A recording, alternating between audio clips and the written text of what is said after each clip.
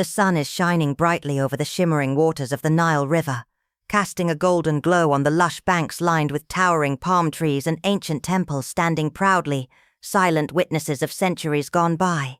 The air is warm, fragrant with hints of exotic spices and blooming flowers, and the gentle breeze carries stories from long ago.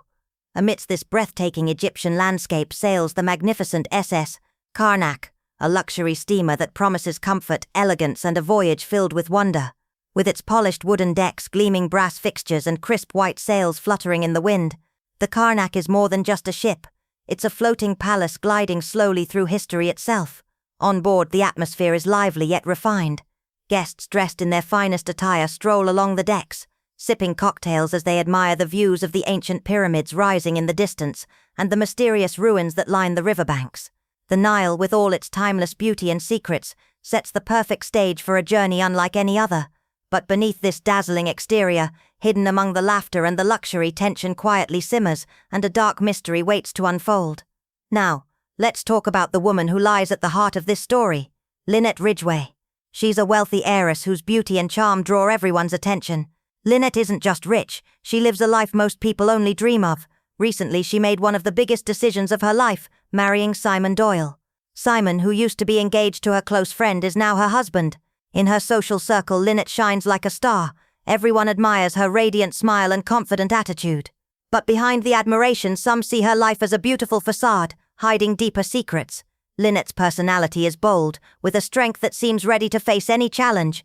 Yet beneath all this luxury and control, there's a sense that her perfect life might just be an illusion, a delicate balance that's about to be shattered as the story unfolds. Simon Doyle, a name that sounds charming and unassuming, but behind it lies a tangled past. Before he became Lynette Ridgway's husband, Simon was engaged to another woman, Jacqueline de Belfort. Their relationship was intense, filled with passion and heartbreak, but ultimately, it ended in bitter separation. Simon's charm is undeniable. He has a way with words, a smile that can light up a room, and a presence that makes people trust him almost instantly. It's no surprise that Lynette fell for him, captivated not just by his looks, but by the confidence and warmth he radiated. But as the story unfolds, it becomes clear that Simon's connections, both past and present, are far more complicated than they seem. His past with Jacqueline isn't just history, it's a shadow that follows him, threatening to resurface at any moment. And his relationship with Lynette, dazzling on the surface, might be hiding secrets of its own.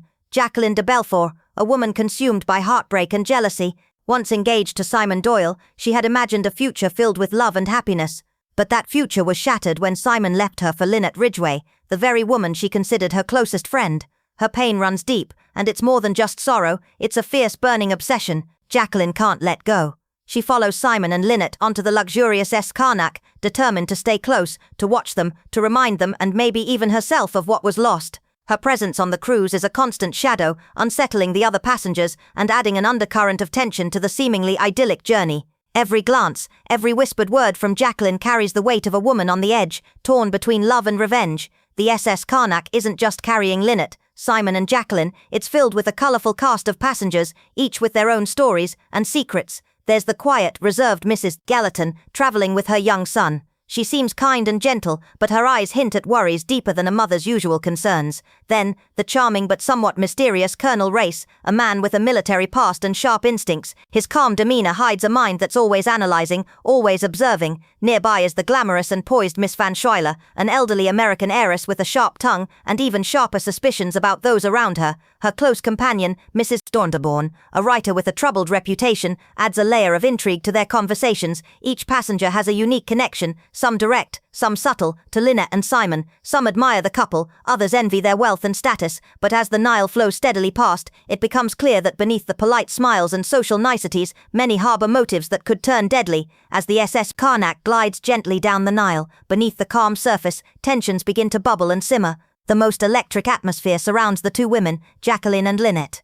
Every time their eyes meet, there's a charged silence, awkward glances, forced smiles that don't reach their eyes. Jacqueline's heartbreak and jealousy hang in the air like a thick fog, while Lynette carries herself with a fragile confidence, aware that danger might be lurking just beneath her polished exterior. But it's not just between them, the other passengers too are behaving strangely. Whispers behind closed doors, furtive looks exchanged across the dining room, and unexplained disappearances to secluded corners. The luxury of the cruise can't mask the growing unease. Slowly, suspicion creeps into every interaction. Who can be trusted, and who might be hiding something far darker than a mere grudge? As the voyage continues, small incidents start to unsettle the peaceful rhythm of the cruise. At first they seem harmless, almost accidental, but slowly, a chilling pattern begins to emerge. A door left slightly ajar in the dead of night. Whispers carried down the hallways, just out of clear hearing. A shadow seen slipping away into the darkness, disappearing before anyone can confront it. Passengers begin to notice these strange movements. An overheard snippet of conversation, words loaded with hidden meaning. Nervous glances exchanged between those who should be strangers, but clearly aren't. Each small detail piles up like pieces of a puzzle slowly coming together. Something is wrong on the SS Karnak, something dangerous. And with every passing hour, the sense of foreboding grows stronger. Then, in the quiet hours of the night, the unimaginable happens. Lynette Ridgway is found, shot dead in the privacy of her own cabin. The news spreads like wildfire through the ship, shattering the fragile calm. Passengers awaken to whispers turned into cries, disbelief mixing with panic. Faces pale, eyes widen with shock. The luxurious S. Karnak, once a place of elegance and leisure, now feels like a prison filled with suspicion and fear. Chaos erupts. People rush through the narrow corridors, desperate for answers but finding none. Questions hang in the air. Who could have done this, and why? In that instant, the peaceful cruise transforms into a deadly game of secrets and lies where trust is shattered and every passenger becomes a suspect. The moment Line's murder is discovered, panic sweeps through the SS Karnak like a storm. Voices rise in confusion, some trembling with fear, others sharp with suspicion. Accusations fly, quiet whispers turn into heated arguments as everyone looks around, wondering who among them could be the killer. But there's a chilling reality no one can escape. The ship is isolated, drifting down the Nile, far from any help. The authorities cannot step in, there's no police waiting at the next port. The passengers and crew are trapped together, forced to confront the nightmare on their own. In this enclosed world, trust begins to crumble, friendships shatter, every glance carries suspicion, and beneath it all a growing dread because the killer is still among them, watching, waiting. Into this storm of panic and suspicion steps one man, the legendary detective Hercule Poirot. Calm, composed and sharp-eyed, Poirot's presence immediately brings a sense of order to the chaos. With his meticulous appearance, the perfectly groomed mustache, the careful movements, he exudes confidence and control. While others are caught up in fear and confusion, Poirot listens quietly, observing every detail with an intense focus. Without hesitation, he declares that the murder must be solved before the ship reaches its next port.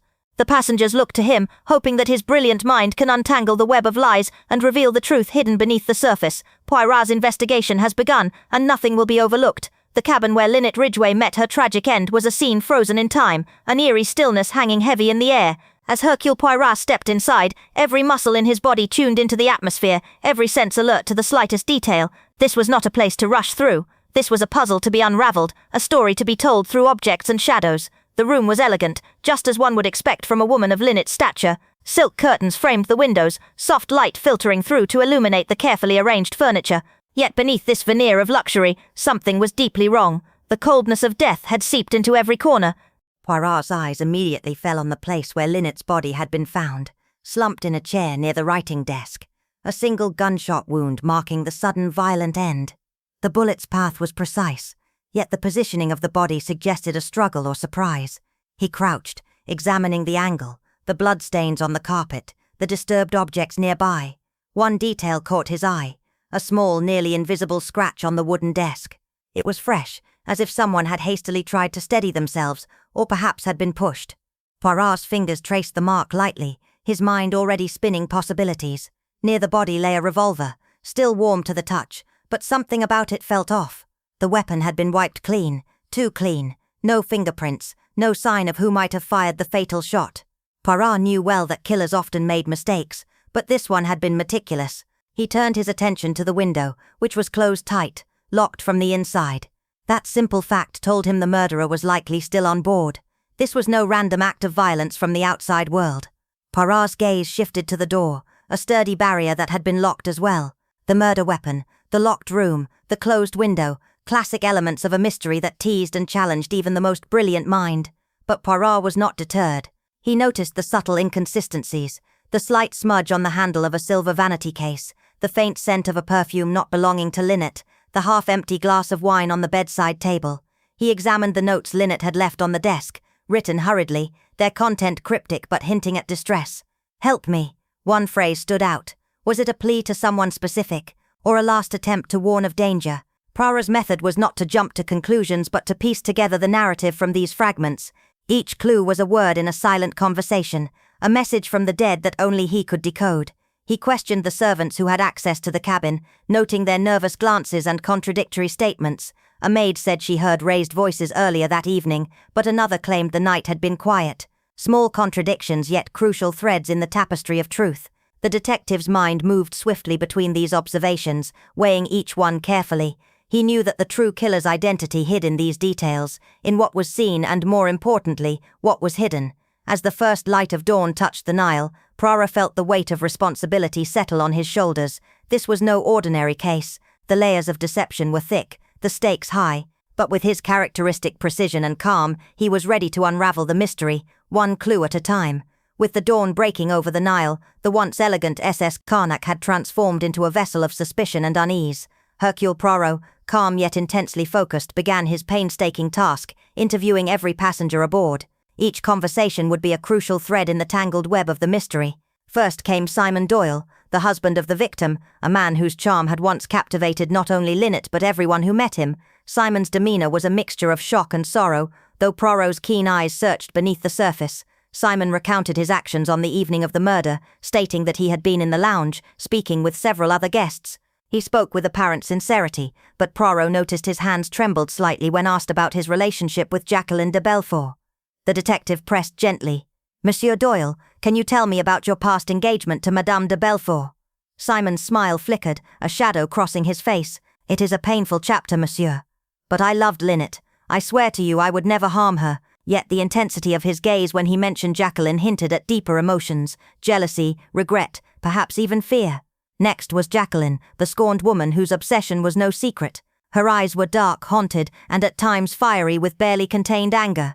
"I did not kill Lynette," she insisted, voice trembling. "Yes, I followed them onto this ship. Yes, I hated her for taking Simon from me. But murder." She claimed to have been wandering the decks alone that night, seeking solace in the cool air. Yet several passengers had seen her near the cabins late in the evening, too close for comfort. Poirot watched her carefully. Her pain was real, but so was her resentment. Was that enough to kill? The boisterous romance novelist Mrs. Otterbourne was next. She appeared shaken but eager to assist. "I heard noises, voices raised in anger around midnight," she revealed. "But I assumed it was only a lover's quarrel. Lynette was so young, so full of life. Why would anyone want to harm her? Her alibi was that she was in her cabin writing, but Poirot noted the faint smell of alcohol on her breath. Was her memory reliable? The steady and composed Colonel Race came forward with his own account. He was a man of discipline and few words, and his alibi was firm. He had been in the smoking room, discussing the ship's itinerary with the captain. Race seemed trustworthy, but Poirot's instincts warned him to look closer. His relationship with Lynette was somewhat mysterious. Why did he seem so concerned yet guarded? Two elderly ladies, Miss Bowers and Mrs. Van Schuyler, offered stories filled with gossip and suspicion of their own. Both had little to do with Lynette personally, but had observed tensions among the younger passengers. "I was reading in my cabin all evening," Miss Bowers declared firmly. Mrs. Van Schuyler nodded in agreement, though her eyes darted nervously when Poirot asked about her knowledge of the passengers' secrets. Several other guests were interviewed, each with their own quirks, hidden motives, and shaky alibis. Some appeared genuinely shocked, others strangely indifferent. One young man claimed to have been in the ship's library, yet no one could confirm this. Another woman was seen near the scene shortly before the murder, but she insisted she was searching for a misplaced item. Throughout the interviews, Poirot's approach was gentle but relentless. He watched body language closely, noted contradictions, and paid attention to the tiniest details, a hesitation, a flicker of the eye, the way a story was told. He asked the same question in different ways, testing each passenger's consistency. Some stories crumbled under his scrutiny, while others held firm, but no clear culprit emerged yet. Instead, a complex picture unfolded, one of jealousy, greed, resentment, and hidden fears. As the interviews progressed, the atmosphere on the Karnak grew heavier. Passengers whispered behind closed doors, alliances formed and broke, and suspicion settled like a shadow over everyone. Poirot knew the truth was buried beneath layers of deception and emotion. It would take patience, sharp observation, and his legendary little grey cells to unearth it. As the sun cast golden hues over the shimmering waters of the Nile, the veneer of civility aboard the SS Karnak began to crack. The luxurious cruise ship, once a floating palace of leisure and elegance, had become a crucible where hidden secrets bubbled to the surface, secrets that would change everything. Hercule Poirot, with his unmatched skill for reading between the lines, was already noticing the subtle shifts among the passengers. Behind polite smiles and measured words, there were stories waiting to be told. Stories of passion, betrayal, and pain. One of the first secrets to emerge was the tangled web of love affairs. Lynette Ridgway's recent marriage to Simon Doyle was supposed to be the happy ending to a long story, but the truth was far messier. Simon's past engagement to Jacqueline de Bellefort had left deep scars. Jacqueline's obsessive jealousy was no secret, but Poirot suspected there was more beneath the surface. What the others didn't know was that Simon's charm extended beyond just these two women. Rumors whispered of other, more discreet liaisons, whispers that hinted at a man who could win hearts easily, but perhaps was less loyal than he appeared. Poirot carefully observed the interactions between Simon and the other female passengers. There were stolen glances, nervous laughter, and a certain tension that suggested hidden connections.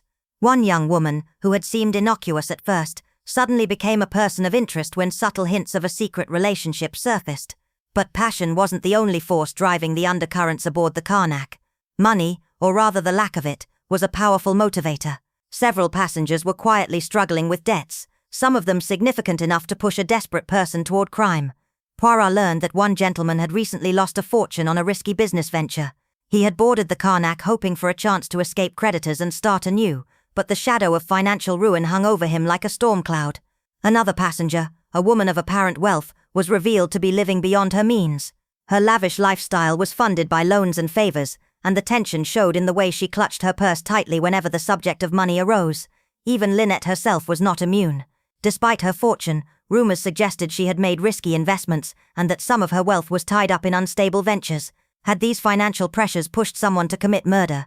Poirot's investigation also uncovered grudges that stretched back years, hidden beneath polite conversation and refined manners. A particular passenger bore a long-standing grudge against Lynette's family, stemming from a business dispute that had ended bitterly.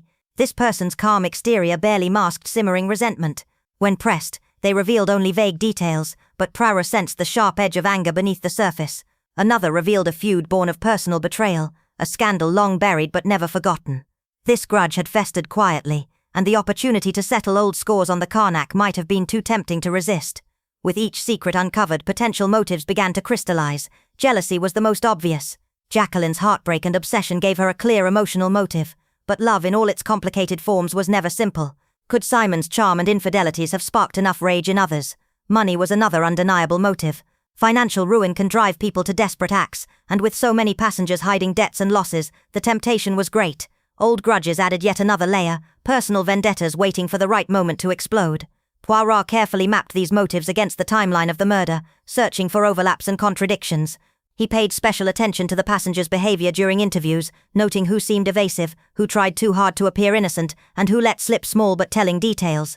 One evening, as the Karnak sailed under a sky thick with stars, Poirot gathered a few trusted confidants in his cabin. Over tea he shared his observations, not conclusions, but carefully drawn threads of suspicion. "The heart can be a dangerous thing, mes amis," Poirot said quietly. "Love, jealousy, money, resentment, these are the forces that drive men and women to dark deeds.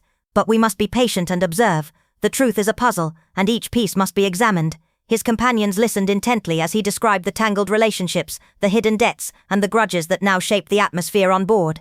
The revelation of these secrets did not remain confined to whispered conversations. Tensions on the ship began to rise noticeably. Passengers avoided one another in the corridors, exchanged curt nods instead of smiles, and cast wary glances behind closed doors. Jacqueline, especially, became more volatile. Her jealousy burned hotter, her eyes flashing with anger whenever Simon's name was mentioned. She confronted him publicly, their voices rising in a bitter exchange that drew shocked stares from other guests. Others were quieter but no less affected. The woman with debts grew increasingly nervous, clutching her purse tighter and slipping away at odd hours. The man ruined by gambling spoke less and less, his once confident demeanor fading into shadows of despair. Poirot, ever patient and methodical, saw these events not as random outbursts but as parts of a larger, more complex puzzle. Each secret was a piece of the truth, but some pieces still eluded him. He reviewed his notes late into the night, cross-referencing statements, timelines and behaviors. Patterns began to emerge, links between people who seemed unrelated, contradictions in alibis, and the subtle shifting of stories under questioning. The detective's sharp mind worked tirelessly, knowing that the key to solving the murder lay in understanding not just what was said, but what was left unsaid. One quiet afternoon, Poirot observed a seemingly trivial moment, a fleeting glance exchanged between two passengers, a whispered word caught just out of earshot, a piece of jewelry suddenly absent from its usual place. Just when Poirot begins to piece the puzzle together, another scream slices through the night. A second body is found. The suspect had an alibi. The weapon, nowhere to be found. Someone is watching, waiting, and striking again. But here's the real question. What if the killer was never who we thought it was? These small moments, often overlooked, were gold mines for Poirot. They spoke of secrets kept and lies told, of fear and guilt lurking beneath polished facades. He realized that the murderer was someone who had managed to weave their deception expertly, hiding behind layers of social grace and false alibis. With the secrets now revealed and motives clear, Poirot prepared for the next stage of his investigation, the confrontation. But he knew better than to rush. First, the clues had to be carefully weighed, suspicions tested, and the truth, no matter how dark or shocking, had to be brought to light with care. As the Karnak continued its journey along the Nile, the passengers remained trapped not just by the ship, but by the web of secrets that bound them all. And at the center stood Poirot, calm and determined, ready to unravel the mystery one final thread at a time. The atmosphere aboard the SS Karnak was thick with unease, but no passenger seemed to draw more suspicion and fascination than Jacqueline de Belfort. From the moment the murder was discovered, eyes turned toward her with a mixture of fear, curiosity, and accusation. Was she the grieving, heartbroken woman everyone believed? Or was there something far more dangerous lurking beneath her fiery exterior? Jacqueline was unlike the other passengers. She carried herself with a restless energy that crackled like electricity in the air. Every glance she cast seemed loaded with meaning, sometimes sorrow, sometimes anger. It was clear that her heartbreak over Simon Doyle and Lynette Ridgway's marriage was raw, almost palpable. Yet, as Poirot observed quietly, Jacqueline was not just a woman wounded by love, she was a storm waiting to break. Almost immediately after the murder, Jacqueline's actions became increasingly erratic. She was seen wandering the ship at odd hours, her movements furtive and tense. Her conversations were clipped and defensive, and when questioned, her answers sometimes contradicted earlier statements. At one point, witnesses reported seeing her near the crime scene around the time Lynette was killed, though Jacqueline insisted she was elsewhere. This discrepancy raised more questions than answers. Poirot, with his characteristic calm and patience, did not rush to judgment, but noted these behaviors carefully. Every gesture, every word, no matter how small, was a clue in the intricate puzzle. Perhaps the most damning piece of evidence against Jacqueline was the gun she carried, a small revolver that she brandished openly at times, fueling the rumors and fear among the passengers. She claimed the weapon was for protection, citing past threats from Simon and Lynette, but its presence on the cruise ship was alarming nonetheless. At one tense moment, Jacqueline was overheard threatening Simon, her voice trembling with fury. "If you think you can betray me and walk away free, you're wrong. I will make sure you regret every moment." Such threats cast a long shadow over her, turning her from victim to prime suspect in the eyes of many. But Jacqueline was not merely a villain. Poirot recognized the complexity of her emotions, the blend of pain, jealousy, and despair that clouded her judgment. Her love for Simon was fierce and consuming, twisted by betrayal. And yet, beneath that fiery exterior, there were moments of genuine vulnerability when her facade cracked, revealing a woman shattered by loss. This emotional turmoil made her unpredictable, and in a setting like the Karnak, unpredictability was dangerous. Jacqueline's relationships with the other guests were strained, to say the least. Some were sympathetic, understanding the depth of her heartbreak. Others were wary, fearing what she might do next. Her confrontations with Lynette before the murder had been heated, with sharp words exchanged in full view of the passengers. After the murder, those confrontations took on new meaning, a possible motive simmering just beneath the surface. Some passengers whispered that Jacqueline's obsession bordered on madness, while others speculated that she was a master manipulator, playing the role of the distraught woman to cover darker intentions. Despite the mounting suspicion, Poirot maintained his trademark calm. He understood that appearances could be deceiving. Carefully, he interviewed Jacqueline multiple times, probing gently but firmly, seeking inconsistencies and hidden truths. Each conversation was a delicate dance, with Jacqueline often defensive but occasionally revealing subtle cracks in her story. Poirot paid close attention to her body language, the nervous tapping of fingers, the fleeting glances to the side, the slight hesitation before answering certain questions. These small details were as telling as any confession. Was Jacqueline driven to murder by jealousy and heartbreak? Or was she a victim herself, caught in a web of deception? Poirot considered all possibilities. The gun, the threats, the suspicious movements, they painted a troubling picture. But was it enough to prove guilt? As he continued to piece together the evidence, he also looked at other factors, timelines, alibis, and the actions of the other passengers. No detail was too small to escape his notice. A pivotal moment came when Poirot discovered a secret that Jacqueline had desperately tried to hide, one that could change everything. This revelation not only shed new light on Jacqueline's role, but also raised questions about who else might have had the motive and opportunity to kill Lynette. The detective's mind raced as he connected the dots. The truth was deeper and darker than anyone on the ship had imagined. Jacqueline de Belfort was, without a doubt, a woman entwined in the mystery, a central figure whose actions and emotions held the key to unlocking the truth. But Poirot knew better than to jump to conclusions. Behind every accusation lay a story, and behind every story a truth waiting to be uncovered. As the Carnac sailed on, the investigation continued, with Jacqueline's role under relentless scrutiny, and somewhere in the shadows the real murderer watched and waited. The investigation aboard the SS Carnac was at a standstill. Suspicion swirled around Jacqueline de Belfort, and every passenger seemed to carry a secret that tangled the web of lies and motives even tighter. Yet amidst the chaos, Hercule Poirot remained calm and methodical, knowing that the truth often lies hidden in the smallest details others are too distracted to notice. It was in this quiet observation that Poirot's genius shone brightest. Days into the investigation, while others focused on the obvious suspects and their dramatic outbursts, Poirot's keen eyes searched for the overlooked, the tiny clues no one thought important enough to mention. One evening alone in Lynette's cabin, Poirot noticed something peculiar. Among the opulent decor and neatly arranged belongings, a single item caught his attention.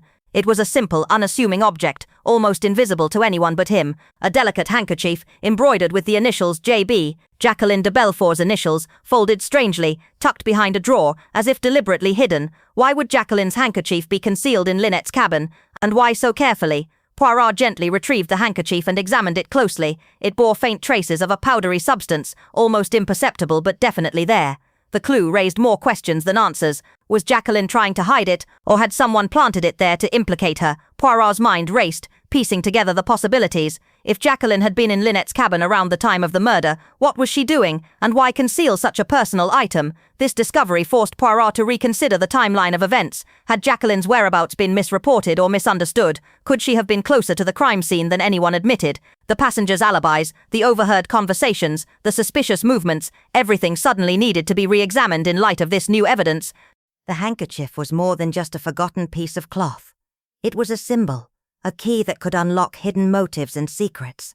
Poirot knew that if Jacqueline's presence in Linda's cabin was confirmed, her role in the murder would become central. But what about the powder? Was it a clue to the murder weapon, or evidence of another passenger's involvement? Poirot often said that the little grey cells must be engaged, and this moment was no exception. While others sought dramatic confessions or glaring evidence, Poirot's strength lay in recognizing that the smallest, almost insignificant things often told the biggest stories. The handkerchief was exactly that kind of clue. With this revelation, Poirot called for renewed interrogations. He carefully questioned each passenger about the handkerchief, probing their reactions and testing their knowledge. The calm detective's precise questions caused cracks in stories that once seemed solid. For example, one passenger, previously confident in their alibi, faltered when asked about their whereabouts near Lynette's cabin during the critical time. Another seemed unusually nervous when the powder on the handkerchief was mentioned, a reaction Poirot noted carefully. The discovery pushed the investigation into deeper, murkier waters. The neat surface of the case was scratched away to reveal tangled emotions, betrayals, and hidden alliances. The handkerchief connected Jacqueline directly to the murder scene, but also hinted at a more complex conspiracy. Poirot suspected that more than one passenger had something to hide. The focus of suspicion began to shift. Passengers who had been dismissed as peripheral suddenly came under scrutiny. Someone had tried to frame Jacqueline, planting evidence and manipulating the narrative. Poirot's investigation expanded, looking beyond the obvious suspects. Poirot reminded everyone that in mysteries, it's not the loudest voice or the most dramatic gesture that reveals the truth, but quiet observation and patience. The handkerchief was a perfect example. It was found not by rushing or confrontation, but by slow, careful examination, the hallmark of Poirot's detective work.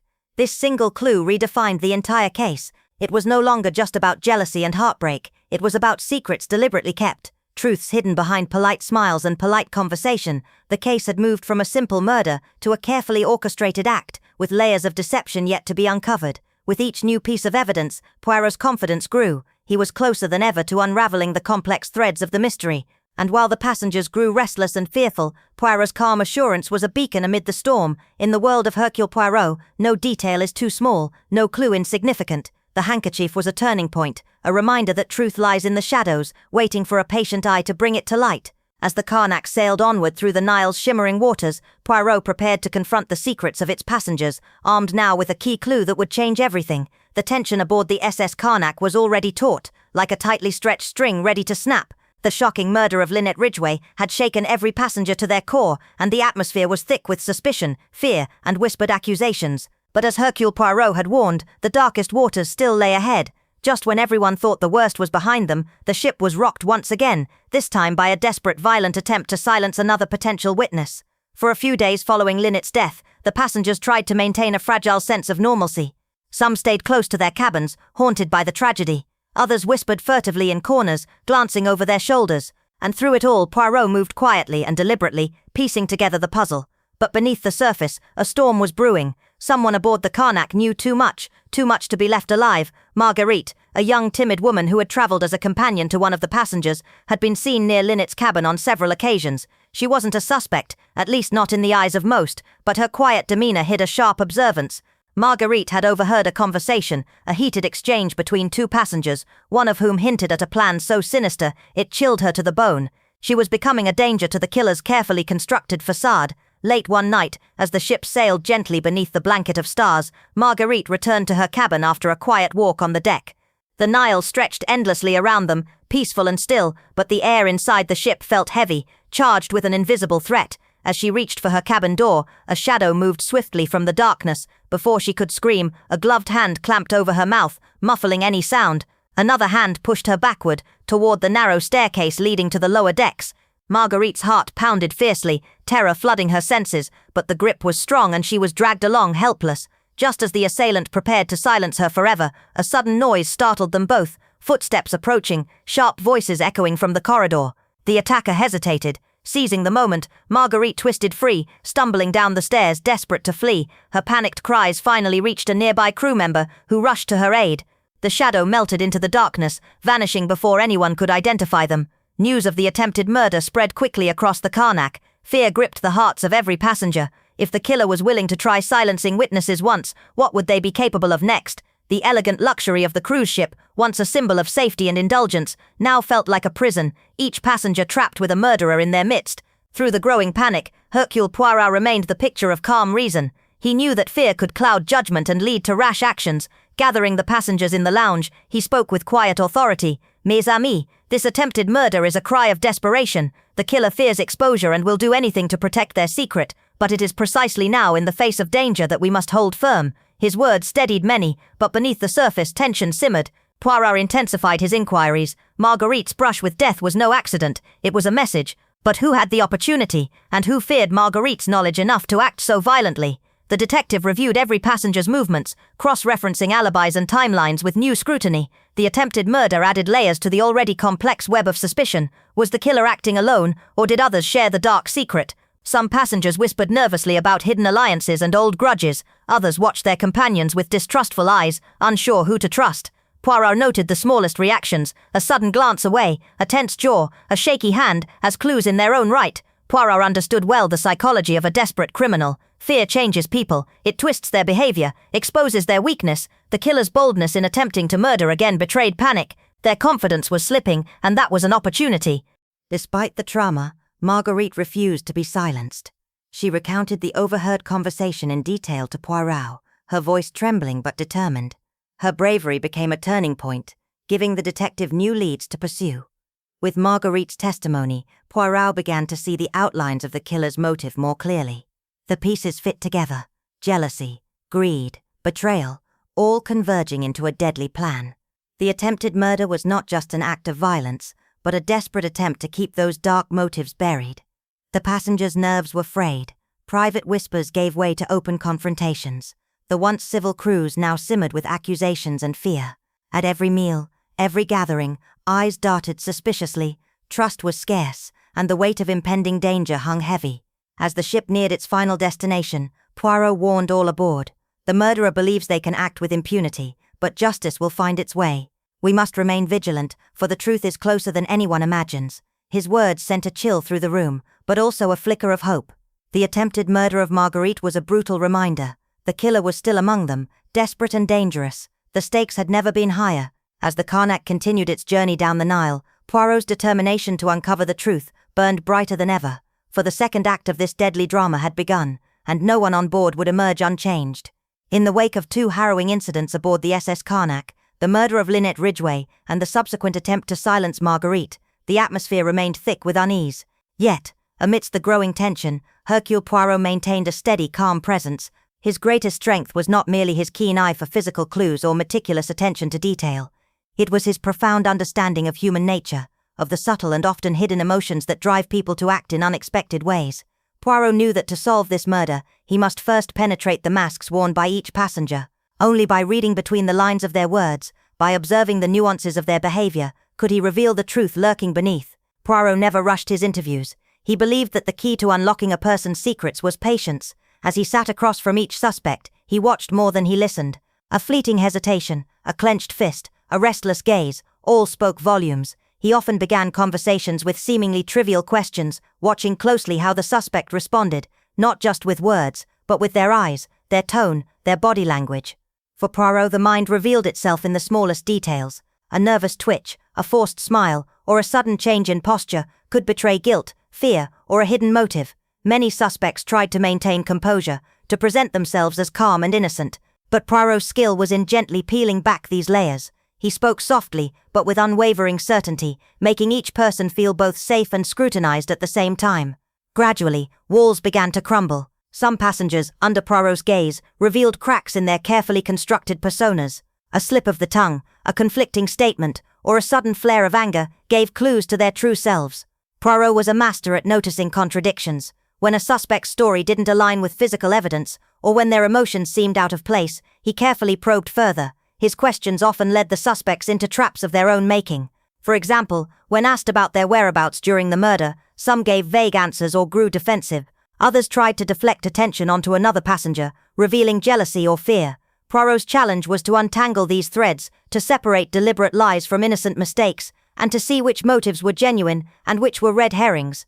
Poirot understood that words alone rarely told the full story. How something was said, the pauses, the inflections, the choice of words carried weight. He listened for subtle clues, hesitation before answering, over-explaining, or sudden defensiveness. In one interview, a suspect might start confidently, but then stumble when Poirot asked a simple follow-up question. In another, a passenger's eyes might dart away as a painful memory surfaced, revealing a hidden connection to the victim. These psychological insights allowed Poirot to map the emotional landscape of the suspects, identifying who was hiding secrets and what those secrets might be. Murder is rarely about a single moment of rage. Often it's the climax of long-held grudges, secret desires, or desperate fears. Poirot's approach was to understand the deeper motivations behind the crime. Was it jealousy, a lover scorned, a friendship betrayed? Was it greed, money, inheritance, or power? Or was it something more complex, fear of exposure, guilt over a past mistake? By engaging suspects in thoughtful conversation, Poirot encouraged them, sometimes unintentionally, to reveal these hidden layers. For instance, when speaking to Jacqueline de Belfort, Poirot noticed a volatile mixture of anger and vulnerability beneath her composed exterior. Her words were sharp, her accusations fierce, but her eyes betrayed pain, a wound far deeper than the surface conflicts suggested. With Simon Doyle, Poirot observed a charming but evasive demeanor. His easy smile didn't quite reach his eyes, and when pressed, his story showed inconsistencies that hinted at something darker. Even seemingly minor characters displayed telltale signs. A quiet passenger might appear harmless, yet a sudden flush of guilt or fear during questioning suggested a secret that could be key to the mystery. Poirot also used silence as a tool. After asking a question, he would often pause deliberately, letting the silence hang heavy in the room. Many suspects, uncomfortable with the quiet, would rush to fill the void, sometimes revealing more than they intended. This technique often exposed truths that a direct question might not have uncovered. Unlike many investigators, Poirot never resorted to intimidation. His psychological approach was gentle but firm. He built a rapport that encouraged suspects to open up rather than shut down. His respect for human dignity often disarmed even the most guarded passengers. This made his interrogations feel less like an accusation and more like an invitation to share, making lies harder to maintain. During the interviews, Poirot carefully cross-checked stories. If two suspects described the same event differently, he would highlight these contradictions, not aggressively, but with pointed questions. These inconsistencies often exposed the true nature of relationships among the passengers. Who was hiding an affair? Who was protecting a secret? Who was lying to save themselves? Each discrepancy was a piece of the puzzle, slowly forming a clearer picture of the tangled web of deceit. Poirot was not above subtle mind games. He might hint at knowledge he didn't yet have, or suggest an outcome to see how a suspect reacted. A flicker of fear, a nervous smile, or a flash of anger in response could be more revealing than any confession. These tactics, combined with his psychological insights, put pressure on the killer, narrowing the field of suspicion. Beyond facts and lies, Poirot sought to understand the emotional underpinnings of the suspect's behavior. What fears drove them? What hopes? What regrets? By uncovering these motivations, he could predict how they might act next, and who among them might be capable of murder. Poirot's psychological approach wasn't just about catching the killer. It was about understanding human nature, its complexities, contradictions, and vulnerabilities. He treated the suspects as people, not just criminals. This humanity often revealed more truth than any harsh interrogation could. As the investigation deepened, Poirot's psychological insights became as crucial as any physical evidence. He knew that the killer's mind held the ultimate clue, and by carefully listening, observing, and gently pressing, he would expose the murderer hiding behind the polished facade. The SS Karnak, once a tranquil luxury steamer gliding along the Nile, had become a stage for a psychological battle of wits, a game where every glance, every word, and every silence mattered. And in this game, Hercule Poirot's mind was the sharpest weapon of all. As the sun dipped low over the shimmering Nile, the atmosphere aboard the SS Karnak grew heavier, not just with the sweltering Egyptian heat, but with tension, suspicion, and a creeping sense of paranoia. The murder of Lynette Ridgway had shattered the fragile peace that once defined this luxury steamer. What followed was a game far more dangerous than anyone had anticipated. Alliances formed and broke in the blink of an eye, and betrayals cut deeper than any knife. At first glance, the passengers seemed to maintain polite facades. They exchanged curt greetings in the hallways, dined silently across polished tables, and avoided one another's eyes as if the very glance could ignite conflict. But beneath the surface, shifting loyalties and unexpected friendships began to emerge, like the slow, almost imperceptible movement of shadows at dusk. It was in these quiet moments, in whispered conversations behind closed doors, in exchanged glances filled with meaning, that the true drama unfolded. Fear, it turned out, was a powerful catalyst.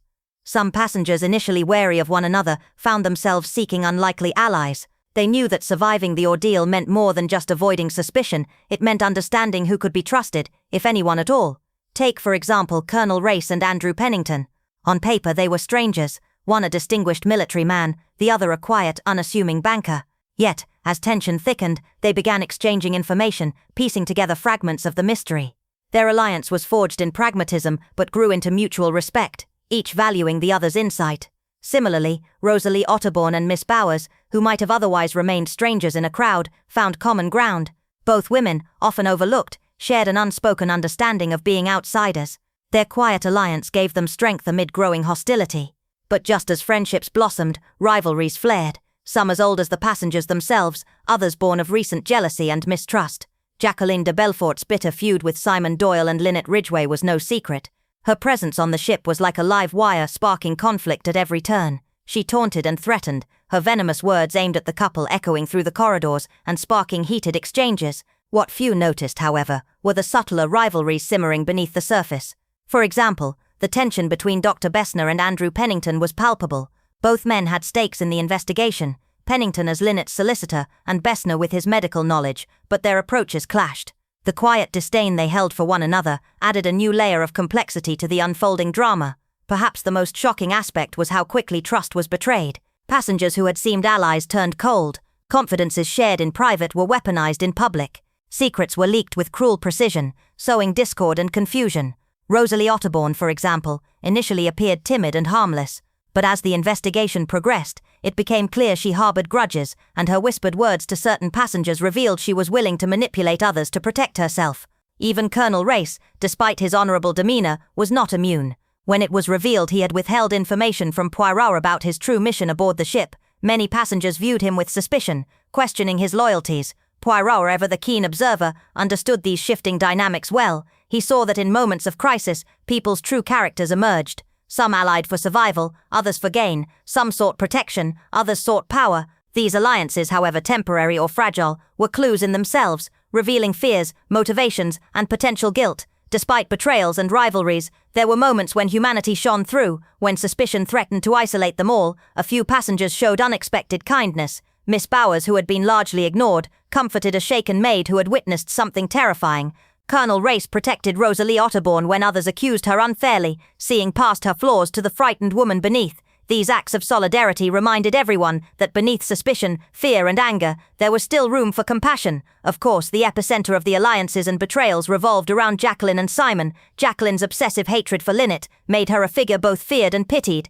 Some passengers sympathized with her heartbreak, others distrusted her unpredictability. Simon Doyle, charming and enigmatic, seemed to weave his own web of influence, befriending some passengers, antagonizing others. Their interactions with other guests often shifted the balance of alliances. At times they united others against them, at other moments they forged uneasy truces. With every whispered rumor and secret meeting, the bonds among the passengers weakened. Trust, once taken for granted on this luxurious voyage, became a rare commodity. Even those who tried to remain neutral found themselves pulled into the web of suspicion and deceit. This erosion of trust heightened tensions, making the investigation not just a search for a killer, but a struggle to hold the fragile social order together. For Poirot, these alliances and betrayals were not distractions, they were key evidence. Who allied with whom? Who betrayed whom? Why? Each answer shed light on hidden motives and possible culprits. For example, an alliance could suggest a shared secret or a common goal. A betrayal might reveal desperation or guilt. By carefully mapping these social dynamics, Poirot could narrow down suspects and anticipate their next moves. Beyond the puzzle of the murder, the story aboard the Karnak became a profound exploration of human nature. Under pressure, people revealed their fears, desires, and vulnerabilities. They showed how quickly friendships could turn to enmity and how survival instincts could override loyalty. In this confined, luxurious setting, the passengers' interactions became a microcosm of society itself, complex, unpredictable, and deeply human. As the Karnak sailed steadily toward its destination, the game played out not just in clues and interrogations, but in the shifting alliances and betrayals of its passengers. For Hercule Poirot, understanding these human relationships was as vital as uncovering physical evidence, because in the end, the murder was not just about a bullet or a motive. It was about the tangled web of loyalties, betrayals, and desperate alliances that defined every soul aboard this doomed voyage, and only by unraveling this web could justice be served, and the truth finally brought to light. As the investigation aboard the SS Karnak delved deeper, the shimmering surface of luxury and elegance began to crack, revealing shadows far darker than anyone had expected. Behind the grand facades and polite smiles lay a tangled web of financial intrigue, inheritances, insurance policies, crushing debts, all of which cast long, dangerous shadows over the passengers. Lynette Ridgway was not just a beautiful heiress, she was a woman of immense wealth and influence. Her fortune was vast, inherited from a lineage of affluent families, a fortune that had only grown since her recent marriage to Simon Doyle. This wealth was the prize, an invisible but powerful force pulling at the hearts and minds of those around her. One of the first revelations to stir the investigation was the question of inheritance. Who would inherit Lynette's fortune now that she was gone? Simon Doyle, as her husband naturally stood to gain a large share. But whispers among the passengers suggested others might have secret claims or hopes for a piece of the pie. Andrew Pennington, Lynette's solicitor, was suddenly under scrutiny. His intimate knowledge of her will and estate made him a person of interest, not just as a witness, but as someone who might manipulate the situation for his own benefit. Next came the discovery of insurance policies that paid handsomely in the event of Lynette's untimely death. Could the murder have been a cold calculation, a gamble played for cold cash? The idea sent ripples through the passenger list. Some had reasons to believe that money might be the true motive, hidden beneath layers of jealousy and passion. But not all motives were tied to fortune's bright glow. Some passengers carried burdens far darker, debts that threatened to swallow them whole, debts that might drive even the most honorable to desperation. Rosalie Otterbourne's gambling debts, the financial pressures on other passengers, even the subtle economic tensions among the staff, each added a layer of complexity to the puzzle. The question that haunted every conversation was simple yet chilling: who truly gains from Lynette's death? The answer was anything but straightforward.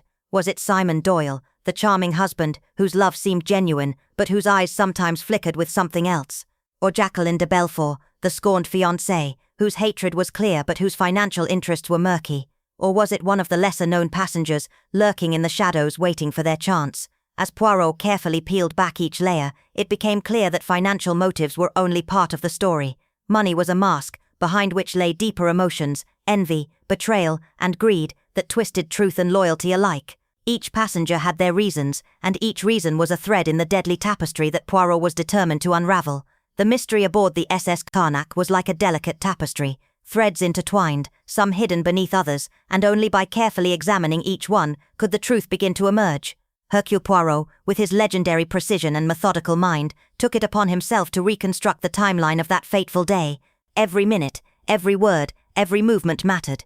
Poirot began by gathering the scattered pieces of information from the passengers, their recollections, their alibis, and the moments they claimed to have been elsewhere.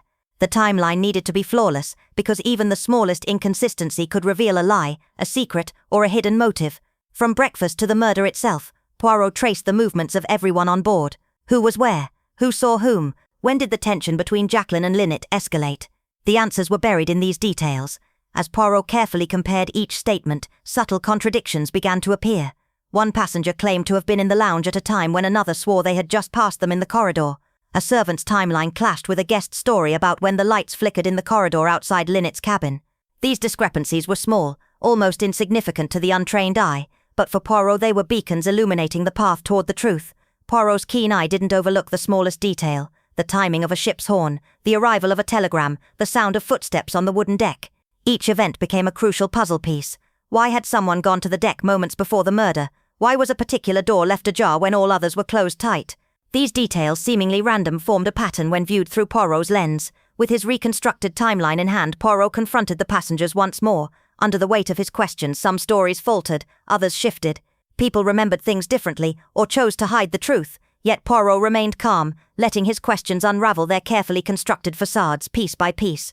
The contradictions led Poirot to a shocking conclusion. The murder could not have happened the way most believed. Some statements were deliberately false, designed to mislead. The timeline was no longer just a sequence of events, it became a weapon to cut through lies and deceit. By meticulously closing the gaps in the timeline, Poirot began to expose the killer's movements, the precise moment the crime was committed, and the misdirection used to confuse everyone else. In this complex dance of time and truth, Poirot was the master choreographer, guiding the investigation to its inevitable climax. As the SS Karnak sailed steadily down the Nile, time was running out, not just for justice, but for the safety of everyone aboard. Poirot's timeline was the key, and with it the truth was inching closer.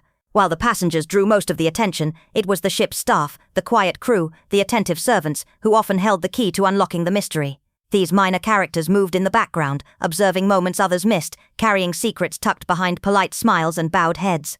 From the diligent steward, who noticed a strange visitor near Lynette's cabin, to the nervous maid who overheard hushed whispers in the dead of night, their small but crucial observations added texture and depth to Poirot's investigation. Sometimes overlooked, these silent witnesses revealed the unseen, the furtive glances, the hidden conversations, and the subtle movements that painted a fuller, darker picture of the events aboard the SS. Their possible involvement, whether through knowledge, loyalty or fear, became an essential thread in the complex web Poirot had to unravel. After days of careful observation, endless questions, and piecing together fragments of truth, Poirot experienced his trademark eureka moment. Suddenly, the tangled web of lies, secrets and motives began to unravel before his eyes.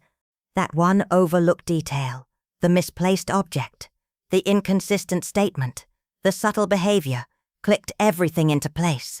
The mystery that had baffled everyone now stood clear and sharp. In that moment, Poirot saw how each piece fit perfectly into the puzzle. The murderer's identity, their cunning plan, and the reasons behind the crime, all came into focus. It was a brilliant, quiet triumph of logic and intuition, proving once again that no secret can hide from the little grey cells. With all the passengers gathered in the grand salon, the atmosphere grew thick with tension. Poirot stood calmly at the center, his eyes sharp and unwavering, as he prepared to unveil the truth that had eluded them all. Every face was a mixture of anxiety and curiosity, each wondering who would be exposed as the killer. The air crackled with suspense, breaths held, hearts pounding, as Poirot slowly, deliberately began to unravel the mystery. Words were measured, pauses dramatic, as the room edged closer to the shocking revelation that would change everything. Under Poirot's unyielding gaze, the killer finally broke the silence. Their voice trembled as they laid bare the twisted plan, piece by piece, how jealousy, greed and desperation drove them to murder. Every motive surfaced, the hidden grudges, the carefully crafted alibis, the cold calculation behind each move. The method was revealed with chilling clarity, leaving no doubt. In that charged moment, the truth spilled out like a storm, shattering illusions and bringing justice one step closer. Would you like a more detailed version with emotional depth? With the killer exposed, justice swiftly followed. The authorities, though limited by the ship's isolation, prepared to hand over the culprit at the next port. Poirot's calm determination ensured that no detail was left unresolved, no question unanswered. Around the ship, a heavy mix of relief and sorrow settled over the passengers. Some felt justice had been served, while others grappled with the shock of betrayal so close to home. Whispers filled the corridors of lost trust, shattered illusions, and the fragile nature of human hearts. In the end, the mystery aboard the SS Karnak closed not just with the truth revealed, but with a solemn reminder: beneath the glitter of wealth and glamour, darkness can hide, and only the sharpest mind can bring it to light. As the calm of the Nile evening settled over the ship, Poirot stood quietly, contemplating the tangled web of human emotions he had witnessed. He knew well that beneath the surface of polite smiles and elegant facades, darker currents often flowed. Greed, jealousy, and love, he mused softly, these are the powerful forces that shape human hearts. They can inspire great acts of kindness, or lead one down the darkest paths. To Poirot, every crime was a story of people, of their desires, fears, and vulnerabilities. The heart, he believed, was a complex puzzle, sometimes beautiful, sometimes broken, and it was his task, using his little grey cells, to untangle these mysteries and seek justice. In the end, he knew this. While evil may momentarily triumph, truth and understanding will always find a way to shine through. The Karnak resumed its slow glide down the majestic Nile, cutting through the golden light of the setting sun. The familiar rhythm of the ship's engines filled the air, but the mood on board had shifted, subtly, irrevocably. Passengers moved through the decks quietly, their faces marked by the weight of recent events. Conversations were softer now, smiles more guarded. The luxury and beauty surrounding them seemed tinged with a shadow, an unspoken reminder of the darkness that had touched their voyage.